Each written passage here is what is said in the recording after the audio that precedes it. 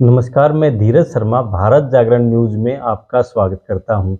देश भर में कहें या हर गांव और मोहल्ले में कहें, विकसित भारत संकल्प यात्रा का दौर चल रहा है और इसी के साथ-साथ विधानसभा और लोकसभा चुनाव की भी कहीं न कहीं तैयारी दिखाई दे रही है। देश में पप्पू और पनौती नाम के शब्दों पे चर्चाएँ की जा रही हैं, लेकिन हमारा मकसद है क्यों ना हम सामाजिक और धरातल के मुद्दों पर बात करें। तो इन सब मुद्दों पर बात करने के लिए पर्ल चौधरी जी पटौदी हमारे साथ मौजूद है। बहन जी, जो ये संकल्प यात्रा जो चलाई जा रही है, इस पे क्या कुछ विरोध या क्या राय है आपकी? नमस्कार धीरज जी, आप सभी को भी मैं नमस्कार करती हूँ। धीरज जी, जो देश भर में विकसित भारत संकल्प यात्रा चलाई जा रही है, उस पे कांग्रेस पार्टी के वरिष्ठ नेता तो देश भर में चर्चा कर रहे हैं। तो मैं अपनी चर्चा आज हरियाणा प्रदेश और खास तौर पे अपने पटौदी क्षेत्र तक ही सीमित रखना चाहूँगी। तो मैं आपका ध्यान 2019 के चुनाव की तरफ ले जाना चाहूँगी, जब हर पार्टी अपना घोषणा पत्र या मैनिफेस्टो रखती है। तो 2019 के चुनाव में भाजपा पार्टी ने अपना घोषणा पत्र ना रखते हुए अपना संकल्प पत्र रखा। उन्होंने 2019 के चुनाव में जनता रूपी जनार्दन के सामने अपना संकल्प पत्र रखा और सबका साथ, सबका विकास और सबके विश्वास की बात की और अब की बार 75 पार का नारा लगाया। तो जनता ने उनके संकल्प पत्र को देखते हुए उनको भारी मात्रा में वोट किया। नहीं तो 2014 के बाद उन्होंने 5 साल जो भी कार्य किए थे, उनको 10 सीटें भी नहीं आनी थी और उनकी 40 से ऊपर सीटें आई और उन्होंने जेजेपी के साथ गठबंधन करके अपनी सरकार बनाई। तो आपका ध्यान मैं इस संकल्प शब्द की तरफ ले जाना चाहूंगी धीरज जी। बीजेपी पार्टी सनातन धर्म की और हिंदू होने की बात करती है। हम सभी हिंदू हैं और इस संकल्प शब्द का महत्व हम बहुत अच्छे से समझते हैं। तो जब हम ईश्वर के सामने जाके कुछ अनुष्ठान लेते हैं, कुछ संकल्प लेते हैं, तो हम ईश्वर से ये कहते हैं कि हम इस संकल्प को हर हालत में पूरा करेंगे, ताकि ईश्वर की कृपा हम पे पड़े, ईश्वर खुश हो और हम पे अपना आशीर्वाद हमेशा बनाए रखें। तो जब इन्होंने 2019 में जनता के सामने ये संकल्प लिया, ये अनुष्ठान लिया कि वो जनता का सबका साथ, सबका क्या होता है धीरज जी, हिंदू, मुस्लिम, सिख, ईसाई, सभी धर्मों का साथ, सबका में महिलाएं, बूढ़े, बच्चे, युवा, सैनिक, अमीर, गरीब, सभी लोगों, सबका साथ, सबका विकास की बात की। और उन्होंने कहा कि सबका विश्वास वो अर्जित करेंगे ताकि जनता रूपी जनार्दन उन्हें आशीर्वाद दे। और जनता ने बढ़ चढ़ के आशीर्वाद दिया भी।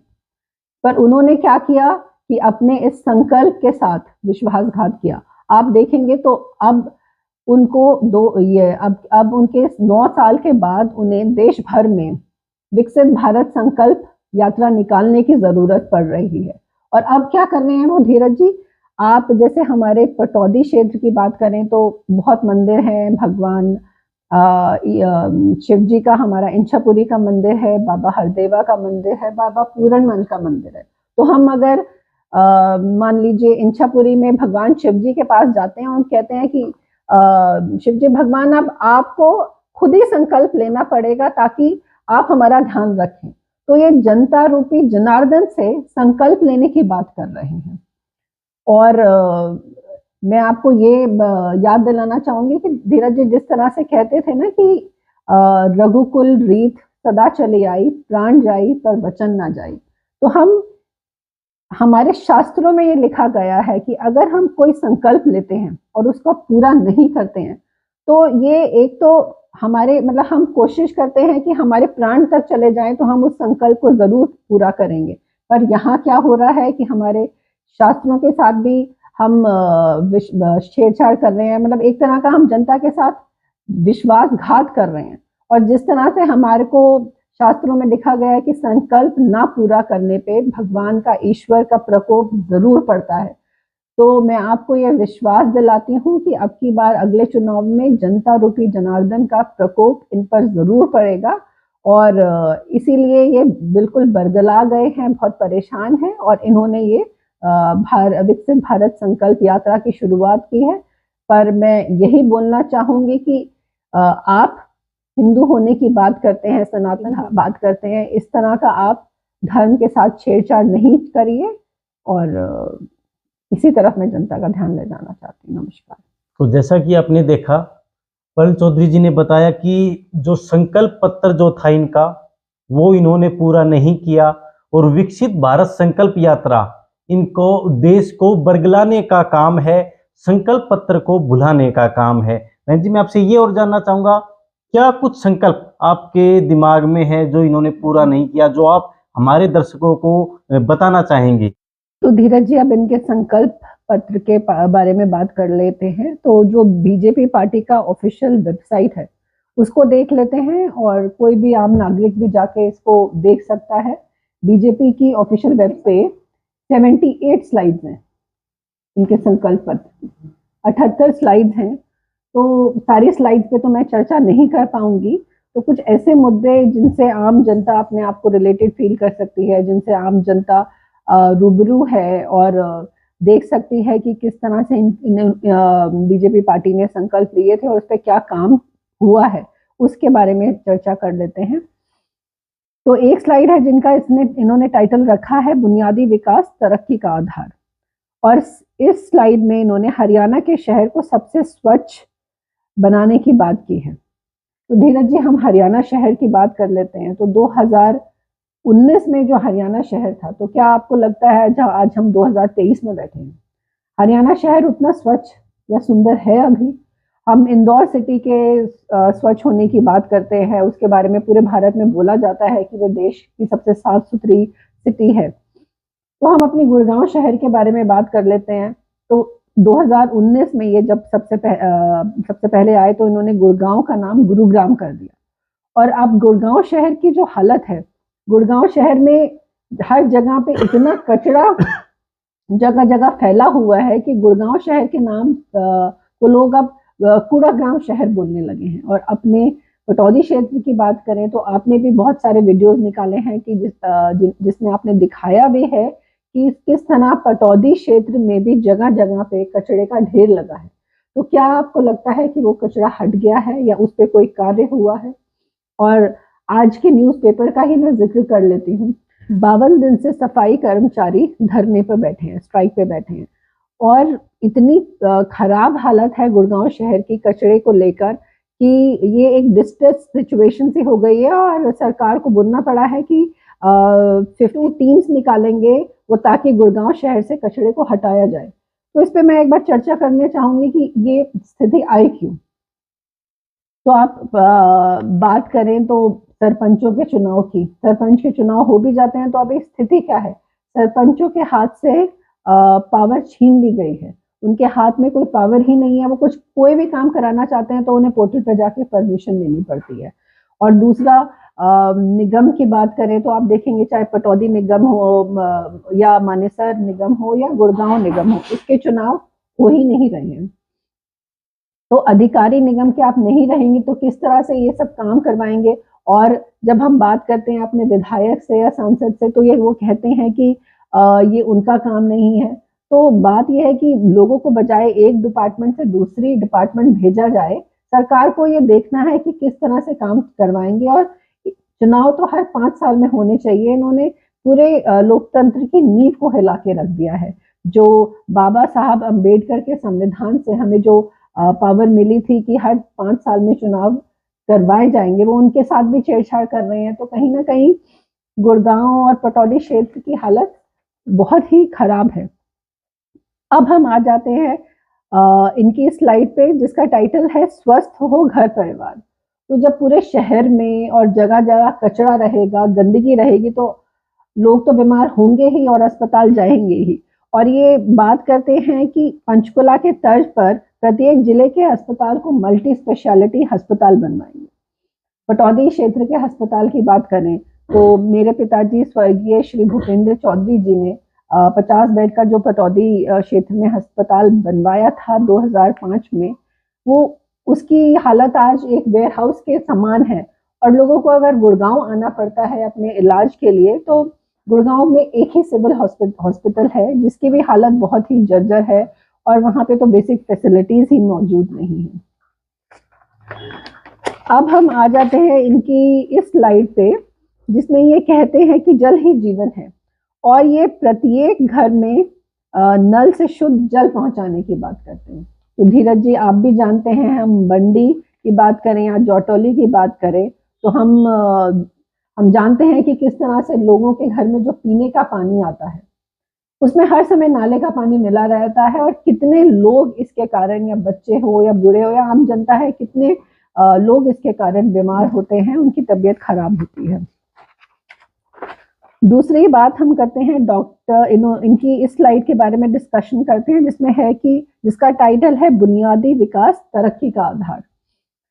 इसमें ये कहते हैं कि डॉक्टर बी.आर. अंबेडकर आवास एवं निर्माण योजना में काम में तेजी लाएंगे ताकि वर्ष 2022 तक सभी अनुसूचित जाति परिवारों को आवास मिल सके।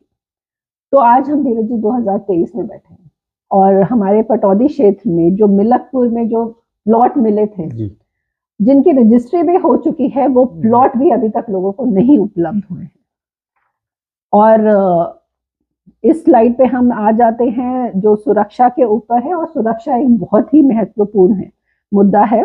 इसमें लिखते हैं कि हरियाणा के हर नागरिक की सुरक्षा सुनिश्चित करेंगे। तो आप बताइए धीरज जी कि क्या पटौदी क्षेत्र का वासी या हरियाणा क्षेत्र का वासी आज अपने आप को सुरक्षित महसूस करता है? और हमारे तो माननीय मुख्यमंत्री जी भी कहते हैं कि हम हर आदमी को सुरक्षा नहीं प्रोवाइड कर सकते। तो धीरज जी, मैं आपका ध्यान इस तरफ भी ले जाना चाहूंगी कि जो गौरव गाथा रैली हुई थी हमारे पटौदी अनाज मंडी में, उसमें नसीबपुर में जो 1857 के शहीदों के लिए आदरणीय तुलाराम जी के साथ जो स्मारक का विस्तार करने की बात हुई थी, क्या वो हुआ क्या धीरज जी? और हमारे आदरणीय सांसद जी ने भी स्पष्ट निर्देश दिया था कि जिक्र किया था इसके बारे में कि इसका काम बहुत समय से लंबित है।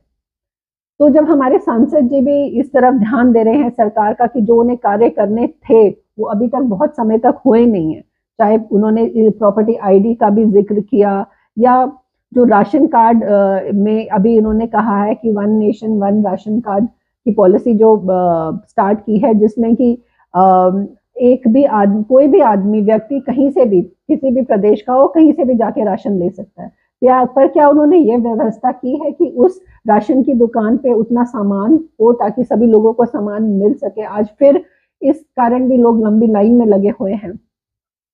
तो आप विकसित किसे कहते हैं धीरज जी? विकसित हमारे पटौदी क्षेत्र को ले लीजिए। पटौदी क्षेत्र से गुड़गांव तक जोड़ने वाली हर सड़क टूटी हुई है, हर सड़क जर्जर है, इसे विकसित कहते हैं? या कि जो स्वास्थ्य व्यवस्था है जो एकदम चरमरा गई है, उसे विकसित कहते हैं? या जो सरकारी स्कूल अभी बंद हो गए हैं, टीचरों की नियुक्ति भी नहीं हुई है, उसको विकसित कहते हैं? तो आप ही बताइए कि ये संकल्प तो आप कितने भी ले लेंगे, तो ये मुझे लगता है संकल्प तो ले रहे हैं, पर किसी ना किसी तरह अपने जो भी कार्य करने हैं उससे पलड़ा झाड़ने का काम कर रहे हैं। लेकिन बहन जी, विकसित भारत से संकल्प यात्रा के माध्यम से वो जन संवाद तो कर रहे हैं ना, आम जनता से तो मिल रहे हैं। जिस तरह से आप कह रहे हैं गरीब अमीर हर तबके के लोगों से एक जन संवाद तो कर रहे हैं ना। तो धीरज जी, बीजेपी पार्टी कहती है कि उनके पास पन्ना प्रमुख है, हर 30-35 वोटरों के लिए, हर पन्ने के लिए उनके पास पन्ना प्रमुख है। तो क्या ये पन्ना प्रमुख की नीतियां लोगों तक नहीं पहुंचा सकते हैं?